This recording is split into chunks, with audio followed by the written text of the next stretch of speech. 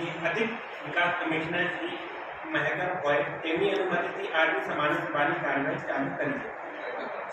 ગત તારીખે 24/5/2026 રોજ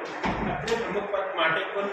એક ઉમેદવાર શ્રી કલ્પનાબેન શૈલેન્દ્રસિંહ કુમાર જિલ્લા પંચાયત સીટ 17 મૂળભૂત દ્વારા નિયમો અનુસાર ફોર્મ જમા કરાવવામાં આવેલ છે તથા તે ફોર્મ માન્ય રહેલ છે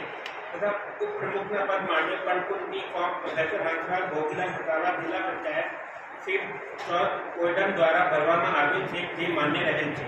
હવે જિલ્લા પંચાયત મહીસાગરના પ્રમુખ તથા પ્રમુખની ચૂંટણીની આગળની કાર્યવાહી અર્થે હું માનનીય અભ્યાસી અધિકારીમાં અધિક વિકાસ કમિશનર શ્રી મહેકમને વિનંતી કરું છું।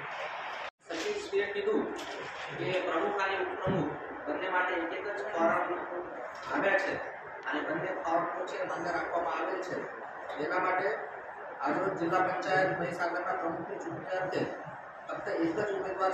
સુશ્રી કલ્પનાબેન શૈલેન્દ્રસિંહ કુમાર જિલ્લા પંચાયત સીટ 17 મૂળભૂત દ્વારા જ ઉમેદવારી કરવામાં આવેલ હોય તથા અન્ય કોઈ હરીફ ઉમેદવાર ન હોય તો અધ્યાસી અધિકારી અધિક વિકાસ કમિશનર તરીકે કલ્પનાબેન શૈલેન્દ્રસિંહ કુમારને જિલ્લા પંચાયત મહીસાગરના આગામી 2.5 વર્ષના સમયગાળા માટે પ્રમુખ તરીકે જાહેર કરું છું તથા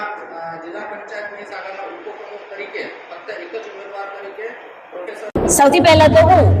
મહીસાગર જિલ્લાના તમામ જનતા જનાર્દનને મારા નમસ્કાર પાઠવું છું। જય માતાજી, નમસ્તે। આજની આ પ્રમુખ પદની સીટ માટે જ્યારે મને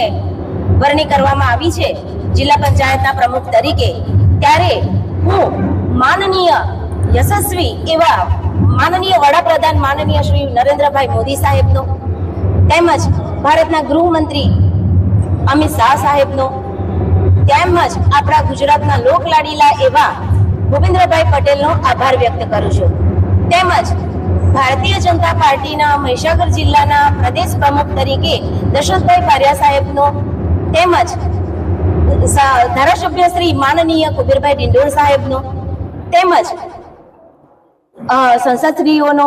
માનનીય સંસદશ્રીઓનો ભાજપના તમામ કાર્યકર્તાઓ હોદ્દેદારો આગેવાનો અને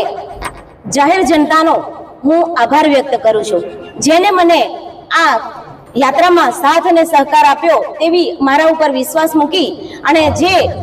મને આટલે આગળ લાવી છે તે માટે જીત અપાવી છે એ બધા માટે જાહેર જનતાનો હું ધન્યવાદ દિલથી અભિનંદન પાઠવું છું, આભાર વ્યક્ત કરું છું। આજે મહીસાગર જિલ્લામાં છેવાડાના જે ગામો છે તેમાં વિકાસ માટે શિક્ષણ, આરોગ્ય, રસ્તાઓ તેમજ જનતાને જે કોઈ પણ સમસ્યા હશે,